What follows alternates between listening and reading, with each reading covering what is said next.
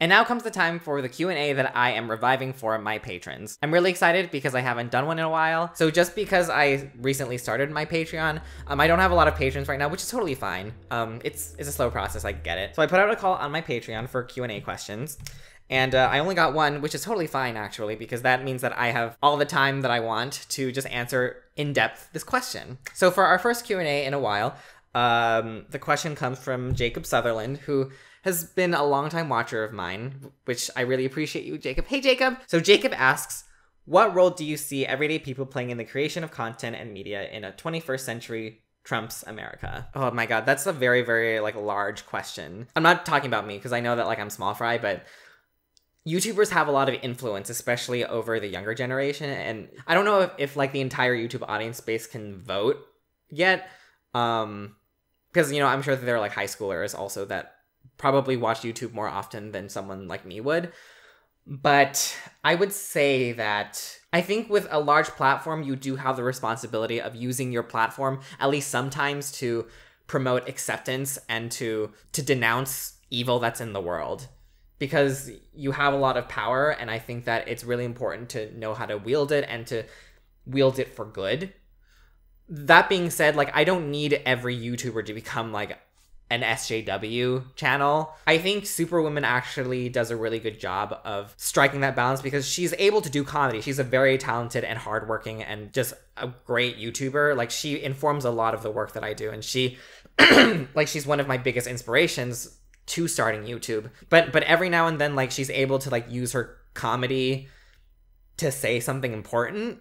She's made videos, very well-written videos about Muslim people in the world and how stupid Islamophobia is, which I think is great. She's able to weave an issue that she cares about into her comedy and is still able to make it entertaining. I think that speaks a lot to her humanity, her care to actually make the world a better place, but also to still be able to be entertaining and to be accessible, I guess. It's a hard line to toe because I don't want to tell creators what to do with their art. I don't know, for me, I just appreciate creators that at least every now and then use their platforms to say something important that isn't just something funny or something that's relatable, I woke up late this morning, or I have to do makeup in my car, that kind of stuff. Because especially when you're in a high position as a YouTuber, it's very easy for you to not care about that. But again, everything that a YouTuber makes doesn't have to be at least directly political. I think there's a lot of power in just celebrating your identity and not having to mention Trump or our administration, really, because that's also affirming too. I think that's a form of activism, which is take care of yourself, loving yourself, and also taking care of your community. It can be about you celebrating yourself as a marginalized person, right? It can be about you celebrating your gay identity, your trans identity, your bi identity, your POC identity. I think that's all really great stuff too. I consider making videos, it's an art form, right? I do believe that all art is political, and all art that is not political is just allowing the status quo. I think for me, it's just that I want YouTubers to be mindful of the power that they have. However little of an audience that they have, having an audience, it still affords you a certain degree of power. And so I think that is just really important to really be mindful of how you are treating your audience and to really handle this platform with kid gloves, because you have the power to influence a lot of people and the way that they think and the way that they perceive other people. I really don't think that certain YouTubers, especially people like Ariel and Swartzky or other not very open-minded YouTubers, don't realize how harmful that they're actually being, because they're not just offering an alternate opinion, they're offering opinions that dehumanize people and that just question people's humanity, which I don't think should be a valid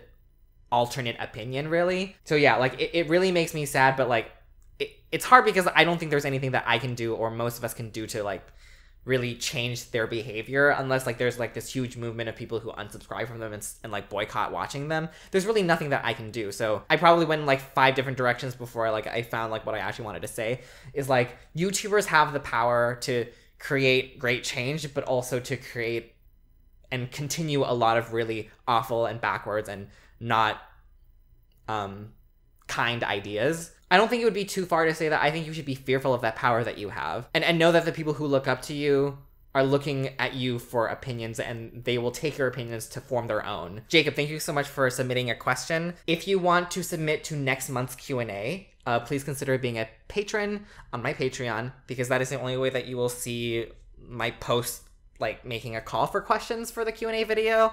Yes, so that's all I have. Please follow me on all the socials, all that good stuff. Thanks so much for watching, and I'll see you later. Bye!